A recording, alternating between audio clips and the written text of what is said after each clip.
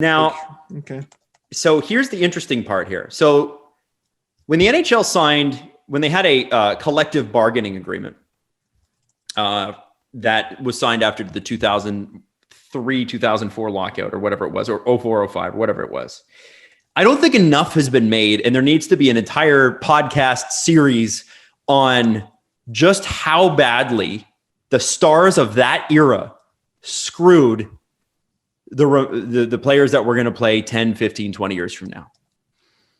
I don't think we understand. Like, we had players making $10 to $12 million in 2004 who are making 3 and 4 after that lockout.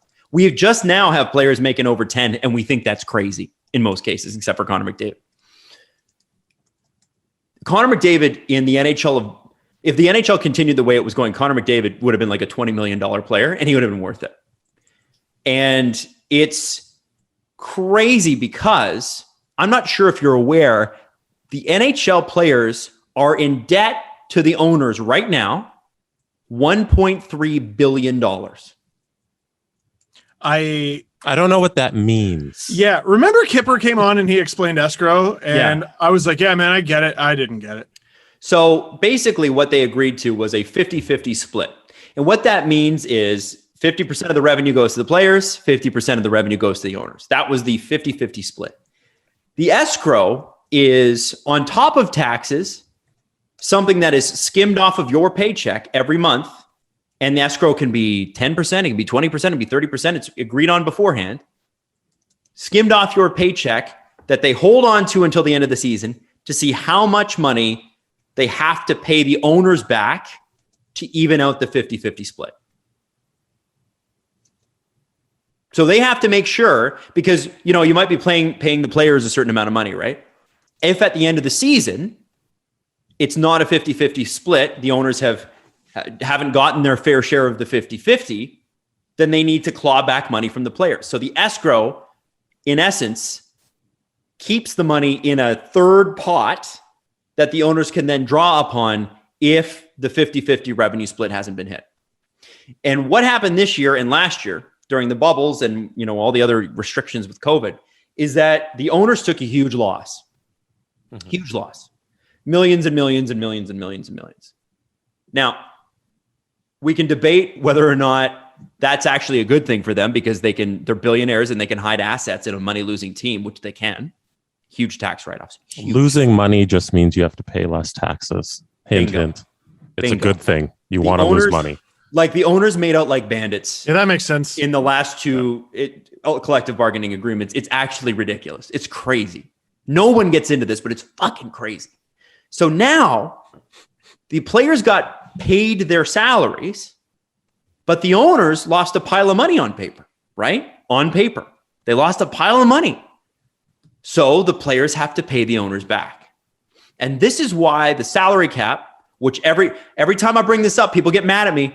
The hard salary cap will remain basically the same for the next 5 to 7 years. Now, I'm going to read a quote from Frank's article. It's on Daily Faceoff, Frank Cervalli. Please check this out. It was published August 5th, and it's called NHL Salary Cap Projected to Rise to $82.5 million in 2022-2023.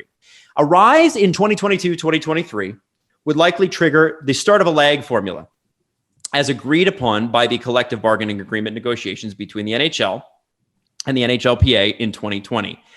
That could see the salary climb to $1 million each offseason until the escrow balance to the owners is paid off. Meaning that the owners take a loss in the interim, the players pay them off with their salaries over the course of 5 to 7 years.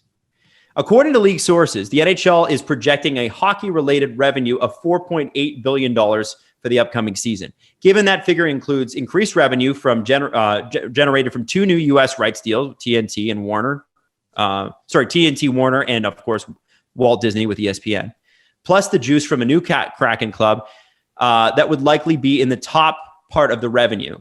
So the pre-pandemic pace, by the way, guys, was $4.9 billion.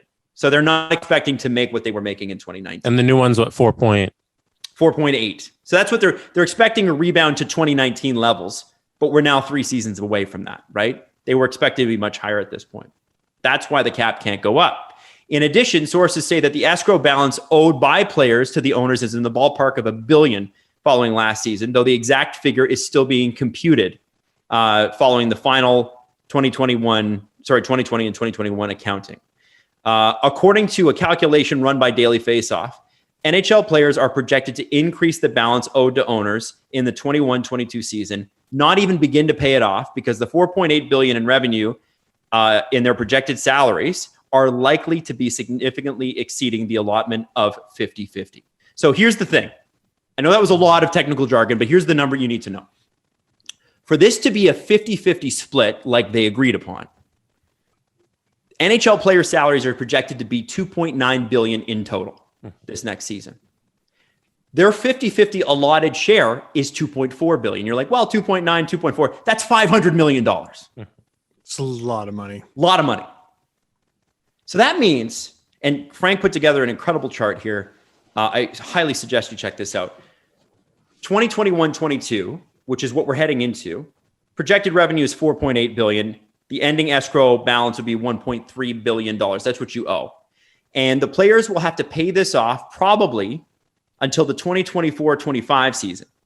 In that time, you're going to see the salary cap raise $1 million. So it'll be 81.5 this year, 82.5 the next, 83.5 the next, 84.5 in 24-25. And at that point, in that point only, according to the Daily Faceoff calculator, only then will there be a chance that this is paid off. And what that means is salary cap can't go up until that's paid off, which means that each team that you see, like, this is why Ron Francis is pretty smart, built his team around a lot of cap space. Yep. Because it ain't going anywhere. Now, ever. Well, okay, so here's the frustrating part as a fan. You want to see the salary cap go up. You want to see movement. The only reason we see movement each offseason most of the time is because you're seeing you're seeing increased value in clubs and they can spend more money and move people around. With the hard cap the way it is, the NHL general manager are not going to be able to do that the same way. You're going to see a lot more like, well, this person's bought out and here's an obscenely ridiculous mathematical calculation to get it done. The next time we expect the cup or the balance to go up by $1 million or $2 million or $3 million is 26-27. Whoever, this is complete hindsight, obviously, but whoever negotiated the last deal to have this as the structure, it's not looking great. This deal was negotiated in 2020.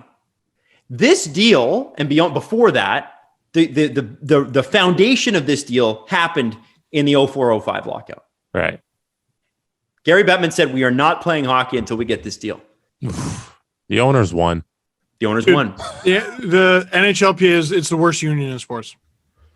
Well, no, the NFLPA is pretty yeah. But at least, yeah, because the NFL, you could go get a concussion, your career's over, and they're like, all right, we're paying you $0. Oh yeah, they do have guaranteed. Oh yeah, no, you're right. Guaranteed contracts. You're right. They can just cut you. But that is pretty big, eh? The NFL broke the players' union in the 80s. They broke them. Mm-hmm. They got them to split. And that was what was going to happen in 04-05 had they not come to an agreement. The players basically, as much as people don't like Bob Gooden now, they basically turned on. They turned on their own guy and fucked themselves. And it's the players that were making big money that did it. You know, rookies in the NHL used to get $2 or $3 million contracts. Now you have to wait 3 years to get anything more than, you got rookie bonuses and stuff like that. But to get guaranteed money over $1 million, you got to wait 3 years. You got to play 160 something, 180 games or more, 210 games or whatever it is. It's insane. And so I just want to throw this out there that this hard cap, as much as it works great for the owners, who, by the way, are going to see their product value and equity rise enormously in the next 5 years. Enormously, because of these TV deals, because of people coming back to stadiums, entertainment being more important than ever. The billionaires are winning here. The players are getting completely screwed, and it's the hard cap that's doing it. Don't tell me that these guys in small market situations aren't making a fucking killing off this, because they are. If you're looking at a balance sheet season to season, who cares? Unless you're a billionaire that can't afford this anymore, i.e. Eugene Melnick. Really? Allegedly. There you go. Most of these guys. Oh, I was just in Ottawa. Let me tell you, popular guy. No, I'm sure. Most of these guys are making an absolute killing off of COVID because they're able to hide assets. They don't all that money that would have gone to the tax treasury. Well, no, we're going to write this off. We're going to write that off. Guys, this is criminal. And I don't know. I think it's bad for the game. I think the hard cap is one of the worst things that's ever happened in the NHL. And so what if we would have lost a couple franchises? Oh, but who cares? Like, honestly, it's like, well, we would have lost 2 to 3 franchises. Who fucking cares? Not a problem anymore. Well, all the fans in those markets. Well, okay, so we would have lost the Coyotes. Why? Hey. That's who we would have lost. We probably would have lost the Panthers. I mean, these are not markets that, and also we're not in that place anymore. That's the other thing that people don't understand is that was 20 years ago. We are now expanding. This is going to be 32 NHL teams. And they're all, yes, they're going to lose money, but they're all gaining. They're all gaining. Equity is huge. Don't underestimate it. And it's ridiculous that the players, that we get mad at Matthews and Marner for making $11 million against, they're selfish. Who's the selfish one in this equation, really? Really? Oh, I understand the argument. And this, believe me, I got this yelled at me a lot throughout the Mitch Marner negotiations is why are you cheering for MLSC? Mm-hmm. I'm not like, keep your money. Yeah. Let's go Bell and Rogers.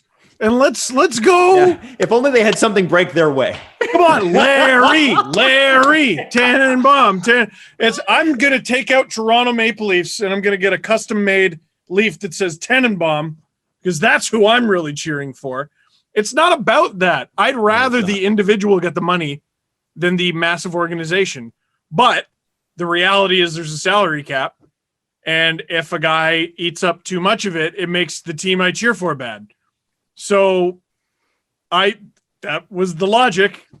But and the funny you're right. You are right. But if you had a luxury tax, this wouldn't change the thing that matters the most to the owners, which is equity. It wouldn't make the league worse. It would make it better. It would make it more has to be a exciting. reason they're doing this, though. Because they have control. They can artificially control this. Is it greed? Yes. Of course it's greed. And if you look at the NBA owners, none of them seem hurting. They're okay. Yeah, because they make like tenfold the NHL owners. Right. And the NHL Gary Bettman's done great for the NHL owners. There's no question. You might hate him, but he's done great for them. But they have missed the boat on a lot of big things. And the excitement of trade deadline and free agency being a fucking dud every year, although this free agency was pretty spectacular. This was ridiculous, yes. But, how many trade deadlines in a row do we go, well, we got 14 moves. And a lot of them are for 7th round picks. Oh. Many, many, many. I remember the trade deadline just before COVID, the big move of the day, I want to say was like Kevin Hayes or something like that. And we were like, woo, Kasha move for a first. Andre Kasha. This is what I'm saying. So I think it would be better for the owners and better for the players. Players make a little bit more money. A lot more money changes hands. And I don't know if you know how capitalism works, but the more money moves, the better it gets. That's the whole point. So it's a shame that we're in this position because what we're just going to end up seeing is players losing money. They're going to get bought out. And if you're pro player and you're pro union, you should be pro luxury tax to hard cap. If you are pro player and you are pro union, that's what you should be pro. Whereas if you're pro hard cap, then you are pro owner. That's what it is. And there needs to be a luxury tax that kicks in, and then there needs to be a hard cap on top of that. That's what and that's what you say. Mm-hmm. And all the decision makers and richest people involved go, nope. And they move on. Because and that's the end of the conversation. I know. Yeah, buck stops there. Yeah, this is a good cardio exercise for you, Adam. It's good cardiovascular, but it means dick all. Right. Nothing. Yeah, I know. It's frustrating though.